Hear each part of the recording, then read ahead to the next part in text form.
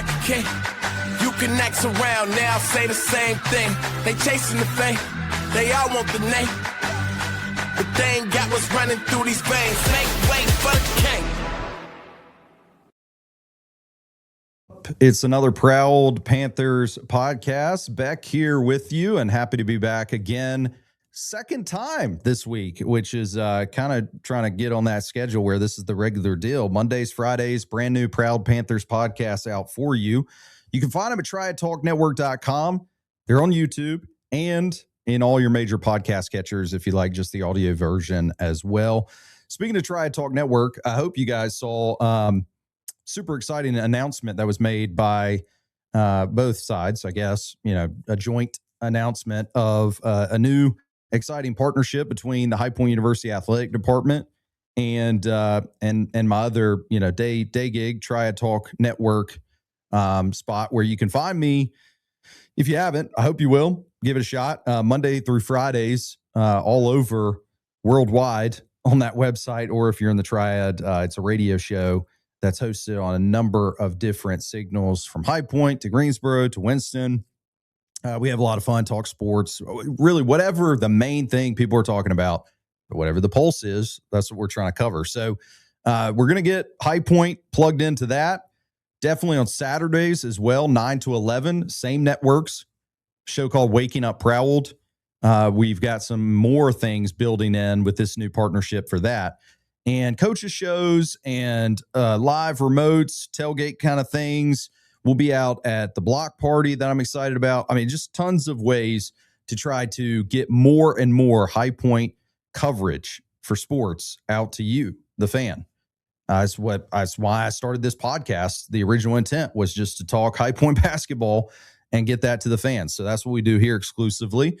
If you have questions, feedback, whatever it is, shoot them to me.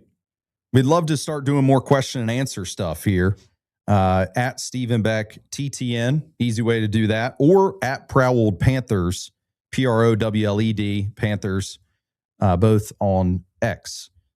Today, we're still continuing through our series, trying to bring some of the new guys to you, the fan, and allow you to get to know them better. We've tried to get interviews scheduled out for everybody on the team. Today is going to be Liam Campbell, who everybody's been talking baby bird. We'll find out actually when he joins us here in just a few, if that's cool that we call him baby bird. I guess we should try to find that out since we're just getting to know him. Liam is somebody that comes to High Point, just another addition that did extremely well at his former stop. He's only been one other place, played at St. Mary's. And in his time there, it's not like, he's a disgruntled guy that's been sitting around, maybe hadn't gotten the opportunities he wanted to, and so he's jumping ship and headed somewhere else. What you'll realize if you just spent time looking at a large portion of this roster is that Flynn and his staff has been able to go out and get guys as a big upgrade, all conference caliber guy. Liam himself, a former Mr. Idaho basketball product, like best player in the state as a recruit. These are dudes that have had time, spent time at other places being integral in their programs. Then they decided, well, no, that thing that I, see over here, High Point, the success that they've had, yes. But maybe it's also things I heard from another player this week. We'll be sharing that conversation upcoming. But sometimes it might be just watching how the players are playing and the style that they're playing on the floor in some of these games that caught some attention of these guys that ended up joining us for this season. So Liam is one of those guys that at St. Mary's, what he did do is he shot 52% from 3-point range. We need people that are able to stretch the floor and open up lanes for a very, again, athletic 5-man rotation. Oftentimes, I said last year with our team, it could be almost positionless. Owen Aquino bringing the ball up the floor, going around his back, and sometimes going coast to coast is a good example of that. It's like, where's your 5-man when your 5-man's acting like he's a 1-man, the point guard? A lot of times we would have the Conrad, Rob Martin duo on the floor at the same time. Well, who's your point guard? Who's your 2-man? I mean, Scotty Washington wasn't a bad ball handler. What is he, a 3 or a 2? I mean, you get the idea. It's like, well, these guys don't really have a position. And so you need somebody in that kind of system that poses a threat from outside perimeter shooting. And when all of them are able to do that and they have the athleticism, well, you get the picture. Now, all of a sudden, you got easy driving lanes, easier access to the paint.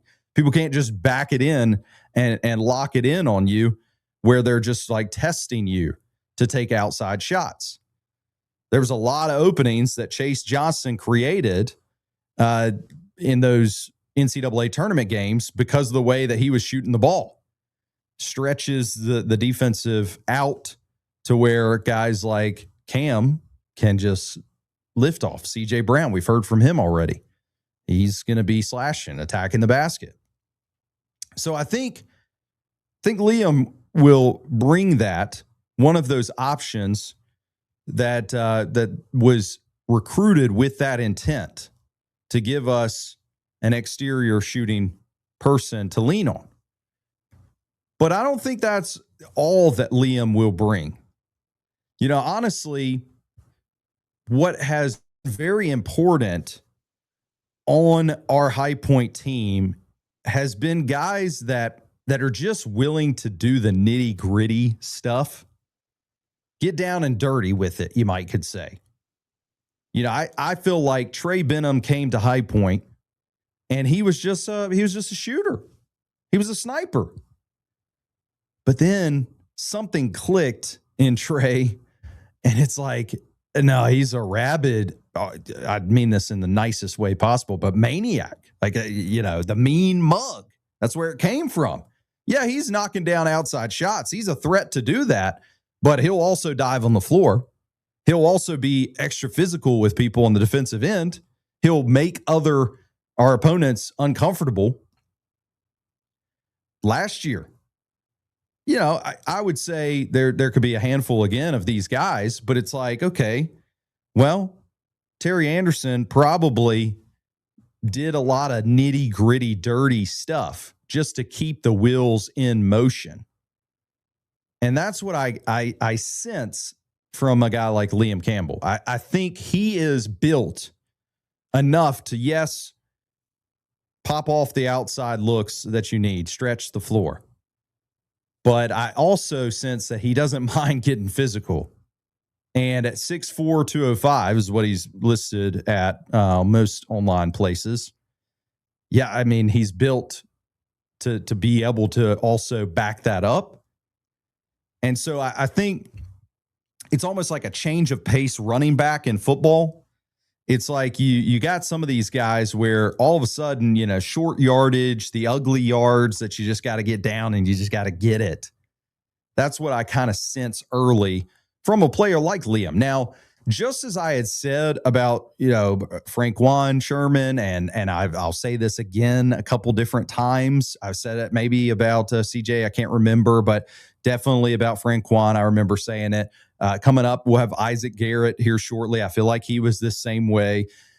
These guys all coming from other systems. The positives are, well, they're proven as a commodity, but also at High Point, it's just still different. It's an echelon up, I think. And what I would say is the pace. Speaking of change of pace, the pace that a lot of times our High Point offense in particular is running at. You can see this in metrics if you just look at it from last year, but it's different. It's hard to get accustomed to. So early with Liam, I felt like when he came in, and I still sense this a little bit from his shooting right now, that change of pace had to take some getting used to. And you up that pace. I mean, just imagine, it's almost like you go from like, okay, a nice gradual golf swing. I'm a Freddie Couples guy. So, you got that swing, beautiful smoothness. If you up that and now you're doing a Bryson DeChambeau and you're trying to cream it, sometimes that's got to take some serious practice, reps to be able to make that switch. And so I've seen that progression with Liam. He's another one of these guys where it's like early on, it's like, nah, kind of feels like something's a little off. Doesn't seem like he's really in it yet fully with where he feels comfortable. But now, over these past few weeks, I've definitely seen that transition. So those are just kind of the early things I've noticed from, if you want to call him Baby Bird, then we'll go there. We'll take our break. We come back. We're going to have Liam Campbell join us. We'll find out what he feels like about being called Baby Bird. Plus, he might have some hobbies that he likes to do when he can on the water. We'll share those with you next on the Proud Panthers podcast. High Point University, the premier life skills university, is ranked the #1 best-run college in America by the Princeton Review. Employers value HPU's real-world preparation. Students love unprecedented access to global leaders on High Point's inspiring campus. And parents appreciate HPU's God, family, and country values. Choose to be extraordinary at High Point University. With us here on the Proud Panthers podcast, Liam, they call him Baby Bird Campbell, is what I'll just complete the full name. Is that something that you like, or I'd prefer not hearing the nickname Baby Bird? I don't mind it. I don't mind it at all. You Okay. know? Just growing up in high school, like I kind of started, it started, for me, the whole name, and I kind of just stuck with it. So, I mean, I can't complain. Larry Bird's a pretty good player. So. He is. He's pretty significantly ahead of your time, I would say. Yeah. So how much Larry Bird did you see growing up, really? Growing up, not a whole lot, but like highlights, yeah. And I was like, that's kind of why I wanted to stick with 33, I love the part of like watching players individually perform and kind of the scouting components around the game. I mean, you have got a great jump shot. But I don't, to be 100% fair, the first guy that jumps off the page to me is not Larry Bird. Yeah. Do you feel that same way, or am I crazy? I think it's the hair. Okay. The hair plays a big fair. part, but yeah, I would agree with that. Yeah. So, again, I didn't see tons of Larry Bird time actually when he was playing in the NBA either. I think that comparison, it is something that as fans, we try, especially this day and age in collegiate athletics where everybody's moving, shifting, it's just changing so often, the faces on a roster. We try to glean something and be like, if we haven't seen this person play, what are they like? How do they perform? So if you were to pitch like how you play or scout yourself, what would that look like? I would say, I don't know if there's a certain player I'd compare myself to, but I would just say I'm one of the hardest workers on the court. Like, diving for loose balls, trying to make the right reads, playing super hard on defense, just trying to have my impact on the game and, influence the outcome of the game however I can, however, I could help this team. Well, I know you had plenty of experience with St. Mary's. I mean, you got out there on the floor. You had a lot of opportunities to establish your game, establish yourself there in the college game. What about that experience could you now bring here to a High Point program that's coming off of back-to-back years of a lot of success and seems to be trending in all the right directions? Yeah, well, I mean, I'm already coming from a really high, winning program. St. Mary's been the tournament the last 5 years in a row. So I've been a part of 2 years of that. And I just think I just bring that kind of winning caliber. I kind of know what it looks like, and I just know how I could help this team and just in any way I can, whether, that's just making the right reads or, hitting the open threes. I'm just trying to do whatever I can to help this team win. You hear of, players regionally shifting a lot faster too. Not that it matters nearly as much now as it used to. You're making a pretty significant journey from West Coast life all the way to East Coast. How long did that take, the transition to get used to? Yeah, it was a pretty big change, originally from California. My family's in Idaho now, and This is my first time out on the East Coast, so it's a bit of a change, but I like it out here. People are great. This community at High Point is awesome. And I'm just excited to show everyone, what we could do this year, because I think we have a really special team. With your family being in Idaho, do you think they'll get many opportunities to come to a game or get to watch you play? No, they definitely will. We've talked about it a lot, and that was a big thing, before coming here. Is like, hey, how many times am I going to see my family? This is a huge change, because coming from St. Mary's, that's only an hour flight. Here, it's it's kind of like a full 8 hours. So, but no, they're going to come out to a lot.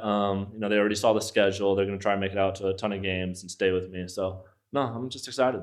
You mentioned that schedule, really enticing list of games for not only a High Point fan, Homer here, but also if somebody was just a college basketball fan. Yeah. Great mid-majors competing against each other, and us with Miami of Ohio, George Mason, St. Louis. You've got Duquesne on the schedule as a neutral site game. All of this now out at highpointpanthers.com. Do you see that schedule and see a lot of games that you're really excited about, or do you try to go with the approach of maybe one at a time, so you're just focused on Wilmington exhibition? Definitely one game at a time. I think, we have a really good schedule, really good teams. But I think we just, as a team especially, we're just going to go one game at a time, and, we have a lot to prove, and we're ready to show, this High Point community, what we're all about. I know you mentioned your early days, Cali, but I could also say you were, I think, Idaho Player of the Year. Mm-hmm. So you ended up, I guess, finishing up your high school career there before getting to St. Mary's. How did you hear High Point, though, of all places? I mean, obviously, I watched their success in the tournament. That was a really big game against Wisconsin. And once my coach left from St. Mary's, obviously I entered the portal, and, they reached out and they were really serious about me, and they kind of laid a plan for me and what they see me doing and helping this team. And, it really intrigues me. And, I had a great relationship with the coaching staff. They had me out immediately, and it just felt like home here. So I'm just, I was super excited. I think I'm right on this because I don't have the stats immediately in front of me here, but I think your last season you shot 50+% from three. You had mentioned the game against Wisconsin. Chase Johnson is somebody that will go down in infamy of a lot of college basketball fans and High Point fans even more. You see him knocking down some huge threes, some big shots like that. Is that a part of your role that maybe you knew coming here you'd like to step into and own some of that? Yeah, no, well, they're definitely missing, that aspect, since he graduated. And they wanted some three-point shooting, and, my averages really intrigued the coaches here. And, I think I'm not going to be maybe exactly the player that, Chase Johnson was, but because I think I offer a little bit different, approaches to the game. But I think, my shooting will definitely help. One of the things I do notice about your game early in the practices I've seen, and this would be not taking anything away from Chase Johnson, but you're a little bit more stout than he was. Definitely you have that physicality about you that you like to bring to the game. You like using that, I guess, on the defensive and offensive ends? For sure, because I think, as a guard, I'm, 6'5", 200, so I think I could really use my physicality, especially against smaller guards, if they're guarding me or if I'm guarding them. So I'm always trying to be physical, trying to have that edge on people. And I just think it helps my overall game, especially defending and, driving or, playing off closeouts. As we get closer to the season, you're learning your teammates, a couple of guys that are returners here for this High Point team, Cam, Caden, Braden. I mentioned Braden there, though, on purpose. He kind of had the surfer boy style of hair at one point. Has moved away from that some, but he goes with the headband. Do you try to rock the headband, or you let it flow? Oh, I let it flow. Okay. I let it flow. Right. I wore a headband maybe a couple of games in high school season, but I let it flow. Have you ever had it braided? No, never. I don't think I look good with braids, but I kind of just let it flow. The whole California surfer kind of look. Just I let it go. Can you surf? I can. Wow. Okay. Like longboard, or are we talking more of the stuff that I'm not a surfer, so you have to excuse me, but I know longboard's a little bit more like long gradual rides, whereas you have more like the freestyle boards and you're doing tricks and I would say I don't really do tricks. I would say more longboard, like kind of just like, just take the ride and kind of chill. I've paddleboarded before. Okay. Paddleboard. Okay. Yeah. So I don't know if that No, paddleboarding's cool too. Yeah, that's cool too. What part of California originally? So I'm from Manhattan Beach. Okay. Yeah. So you were. So I lot of would say times on the beach? I lived in Northridge, but my mom and we have a house in Manhattan Beach, so we were always down there, and I mean it's just beautiful down there. I mean, once you get to Idaho, though, there's not really a place to surf. There's no place to surf, but there's a ton of lakes. Yeah. And we're always boating and wakeboarding, and it's still pretty cool. Awesome. Well, Liam, we appreciate, man, the time. Looking forward to having you be a part of the Panther family here this coming season. Sir, I appreciate it, man. Thank you.